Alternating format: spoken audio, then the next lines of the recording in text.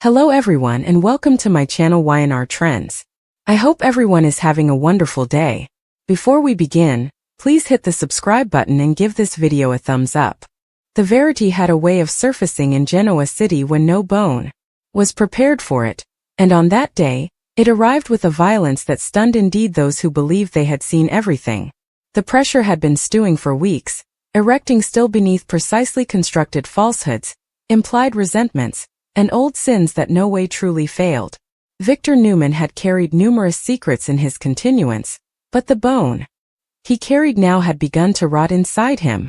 It was no longer a matter of power or strategy. It had come particular, sharp, and insolvable to ignore. Phyllis Summers, for all her bravado and sharp instincts, had misestimated how far Victor would go to cover the verity he believed belonged to him alone. The battle unfolded not in public spectacle, but in an enclosed space heavy with history, a room where self-esteem had disaccorded and alliances had been forged and shattered over decades. Phyllis entered with her familiar confidence, masking the apprehension that had followed her for days. She had known Victor was circling. His questions had come sharper, his silences longer, his aspect more piercing. She had induced herself that if she held her ground, if she continued to deny and redirect, she could outlive him. That belief dissolved the moment she realized he was no longer interested in concession. Victor's wrathfulness wasn't loud at first. It radiated with a cold perfection, the kind that made the air feel thinner. He saw Phyllis not as an equal adversary but as a liability, someone reckless enough to jeopardize a verity that had been buried for decades. The secret about Daniel's natural father wasn't simply libelous. It hovered to rewrite individualities, commitment, and patrimonies. Victor had lived long enough to understand that pedigrees signified in Genoa City, not just emotionally but politically, financially, and symbolically. Phyllis had always undervalued that. When the moment came, it happened with shocking suddenness. Victor struck Phyllis across the face, not out of loss of control but out of a brutal assertion of dominance. The sound echoed in the room, sharp and inarguable, leaving no space for reinterpretation or denial. Phyllis staggered, lower from the physical pain than from the demotion and unbelief. Victor Newman had crossed a line indeed he infrequently crossed, and in doing so, he shattered any vision that this battle could end still. The fate was immediate and ruinous. Phyllis felt the weight of times pressing down on her, times of choices she had justified, lies she had reframed as protection, trueness she had induced herself were more left buried. She had always believed she was stronger than Victor, smarter in emotional warfare, more adaptable. In that moment she realized how profoundly wrong she had been. This wasn't a battle she could spin her way out of. Daniel's appearance changed everything. He walked into a space thick with pressure he could feel before he understood it. He saw the fate written on Phyllis's face, the shock, the hurt, the unmistakable mark of what had just passed. Confusion turned snappily into alarm, and also into commodity deeper and further unsettling. Daniel had spent his life navigating the complicated dynamics of his family, always apprehensive that his parenting was unconventional, that trueness were frequently layered and deficient. Still, nothing prepared him for the graveness of what was about to be revealed. Victor didn't vacillate. He'd reached the point where silence was more dangerous than disclosure. He told Daniel the verity about his natural father with a plainness that stripped the moment of any wimpiness. This wasn't a concession made with compassion, but an exposure delivered with futurity.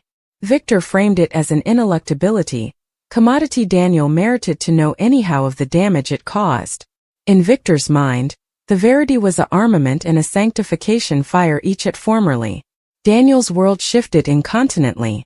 The foundation of his identity cracked, and with it came a flood tide of recollections recontextualized in painful clarity. Moments from his nonage, fractions of exchanges, unexplained absences, and emotional distances suddenly aligned into a pattern he'd no way completely seen ahead. The man he'd believed to be his father was no longer the complete verity, and the consummation left him untethered. He felt betrayed not only by Phyllis but by the entire structure of falsehoods that had girdled his actuality. Phyllis tried to hold herself together, but the weight of Daniel's silent desolation was unsupportable.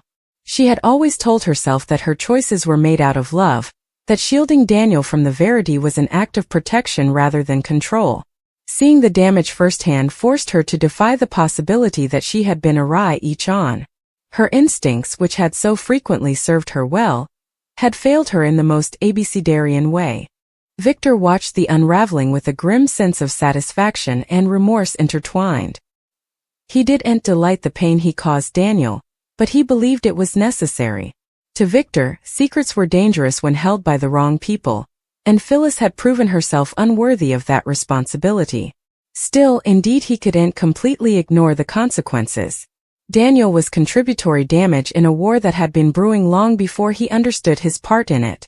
As the verity settled in, Daniel withdrew emotionally, floundering to reuse what this disclosure meant for his future and his history.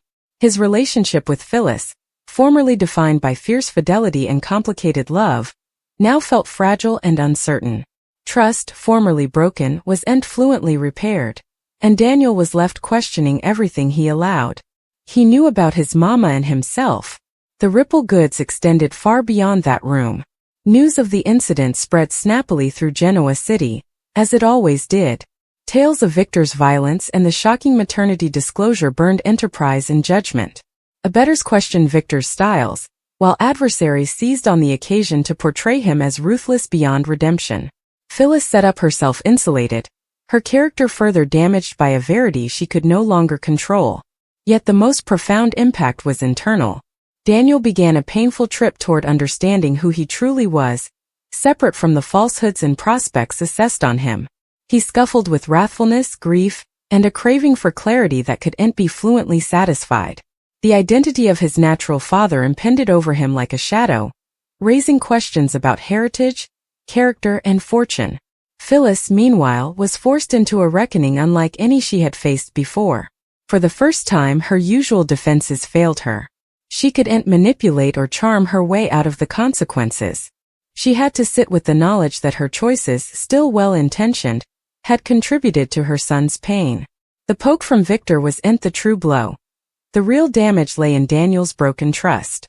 Victor returned to his world of power and control, but commodity had shifted indeed within him.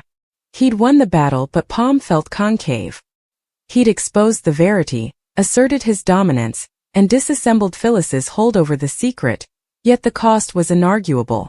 Genoa City would flash back this moment, not just as a reproach, but as a turning point where lines were crossed and consequences came necessary. In the days that followed, connections strained under the weight of the disclosure.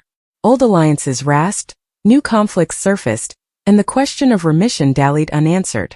Daniel stood at the center of it all, a man forced to rebuild his identity from the remains of a precisely constructed taradiddle. What began as a single act of violence and a single disclosure came a defining chapter in the ongoing saga of Genoa City. The verity, formerly unleashed, refused to be contained. And as always in the young and the restless, the once proved that it no way truly stays buried. It waits, patiently, for the moment when it can change everything. The days following the disclosure didn't bring clarity or check. Rather, they unfolded with a suffocating heaviness, as though the entire megacity had gobbled at formerly and forgotten how to breathe. Genoa City had always thrived on reproach, but this was different. This wasn't dish fueled by infidelity or commercial treason. This was blood, identity, and the violent collapse of a precisely maintained vision. The shockwaves gurgled outward, touching every corner of the social and emotional geography. Daniel retreated into himself, not dramatically or with outside fury, but with a quiet pullout that unsettled those who knew him stylish. The man he'd been before the verity was revealed no longer fit the shape of his studies. His recollections began to rearrange themselves, each one now carrying a new weight. Moments that formerly felt safe now sounded offered. Nonage solace felt rehearsed. Indeed, affection took on a suspicious edge, as though love itself had been part of the deception. The absence of certainty came his constant companion. He plotted with the unsupportable contradiction of love and treason coexisting within the same relationship. Phyllis had been his fiercest protection, his most oral supporter, and now she was the mastermind of a taradiddle that defined his entire actuality. Daniel set up himself questioning not only her opinions but her provocations. Had she truly been guarding him, or had she been guarding herself? The line between those two possibilities blurred until it came nearly insolvable to separate intent from outgrowth. Phyllis, meanwhile, moved through her days as however walking aquatic. The sharp edges of her personality dulled under the weight of guilt she could no longer explain down. For times, she had flattered herself on her adaptability, her capability to survive any storm, to acclimatize and crop stronger. This storm offered no similar occasion. Every regard from Daniel felt like a verdict. Every silence spoke louder than any blameworthiness ever could.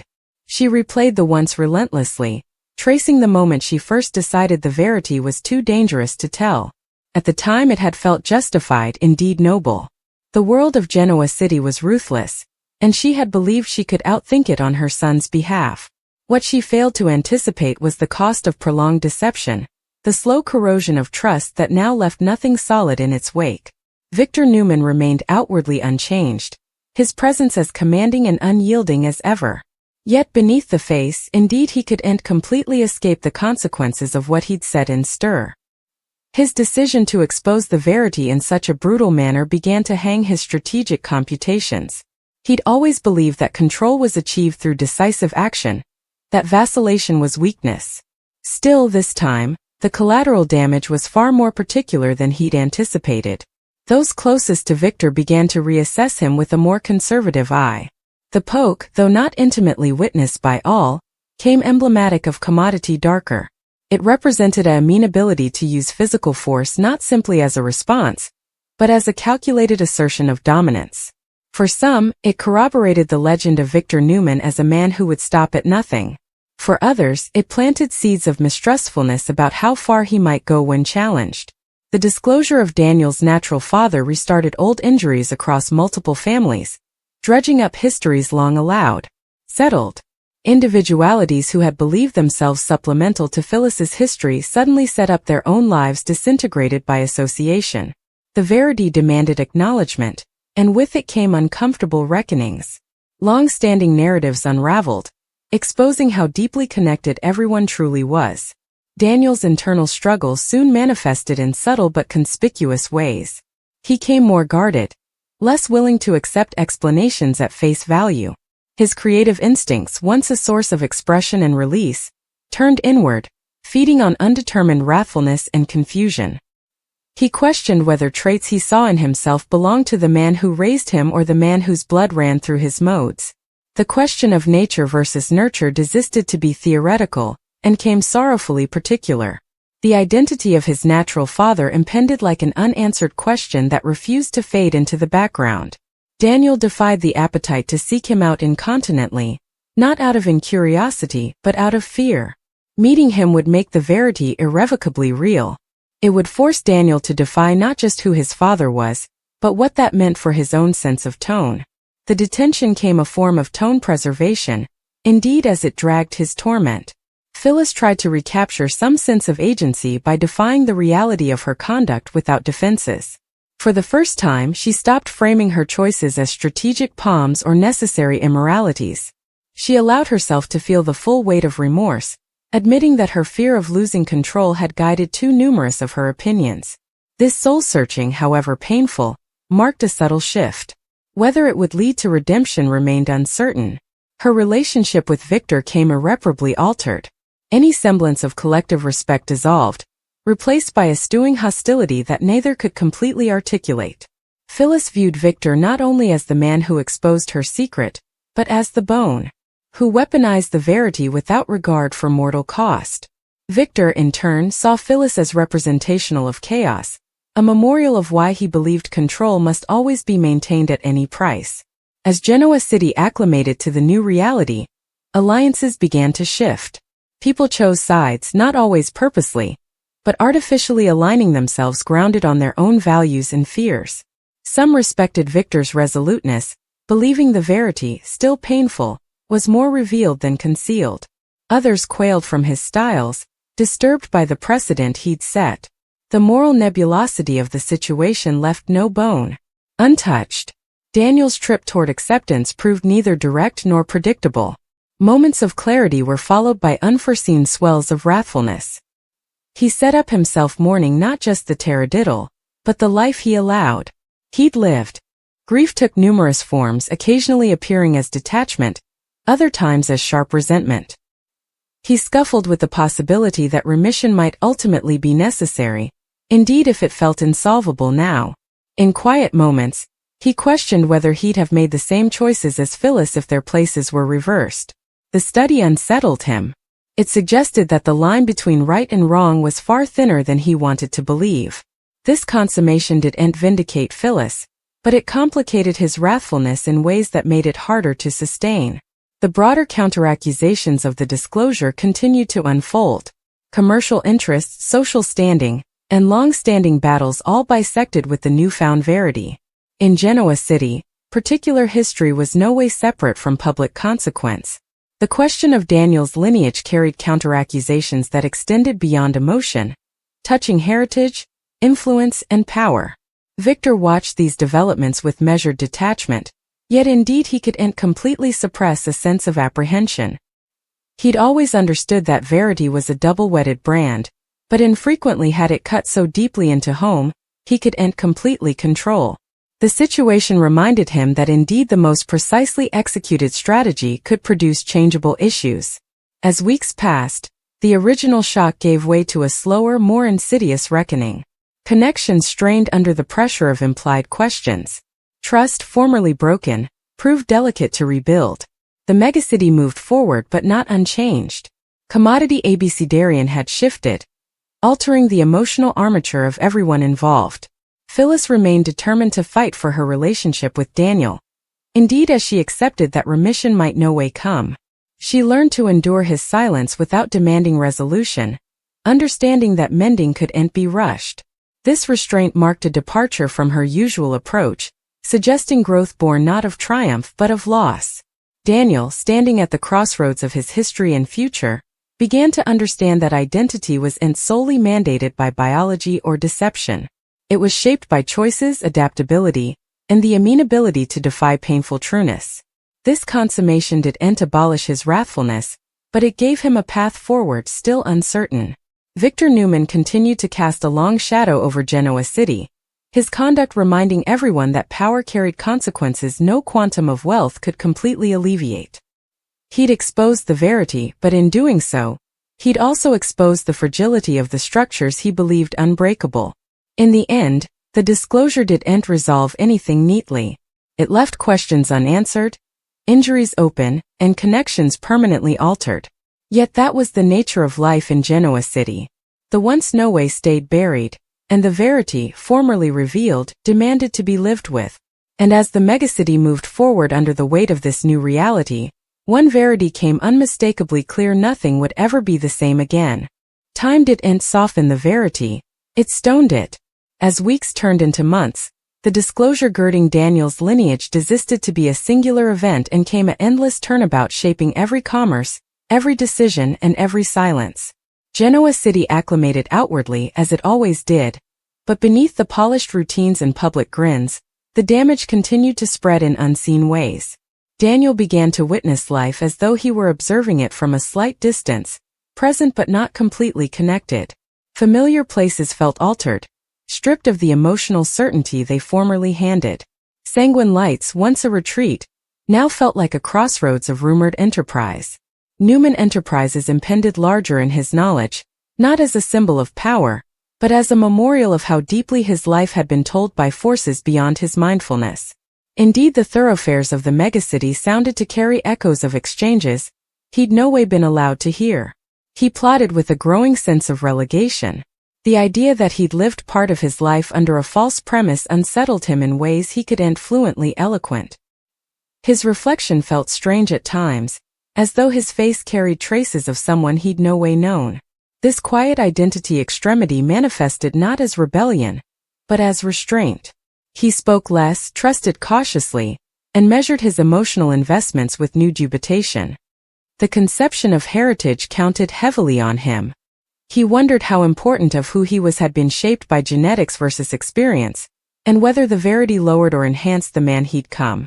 The absence of clear answers frustrated him, yet it also forced him to defy a abecedarian reality. Identity wasn't commodity handed down completely formed, but commodity assembled over time, frequently imperfectly. Phyllis lived in a constant state of alert, hyper-aware of every emotional shift around her. She had lost the luxury of freakishness. Where she formerly acted decisively, she now dithered, fearful that indeed the lowest misstep could further alienate Daniel. Her world, formerly defined by forward instigation, came inward-facing. Reflection replaced action, and remorse came a diurnal companion. She came to understand that guilt alone offered no forgiveness. There were no grand gestures that could undo decades of secretiveness. The verity had altered the emotional foundation of her relationship with her son, and rebuilding it would bear tolerance she had infrequently rehearsed ahead. Each day without battle felt both like progress and discipline, a fragile armistice maintained by implied boundaries.